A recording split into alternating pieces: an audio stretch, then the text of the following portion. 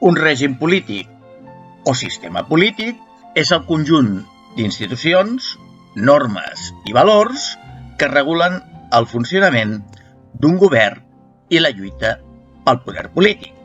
Els filòsofs grecs ja es dedicaven a classificar i caracteritzar els règims polítics, segons si el poder era exercit per una sola persona, monarquia o tirania, si el poder era exercit per uns pocs, oligarquia, el govern d'uns pocs, aristocràcia, el govern dels aristoi o els millors, o era exercit per molts, democràcia, el govern del poble.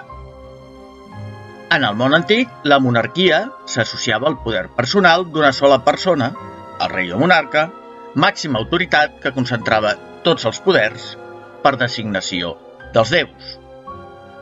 Mentre la república s'associava al poder polític en mans d'una oligarquia que controlava els alts càrrecs de l'Estat, o la democràcia, el govern del poble, mitjançant la participació dels ciutadans en el govern i les eleccions de càrrecs públics.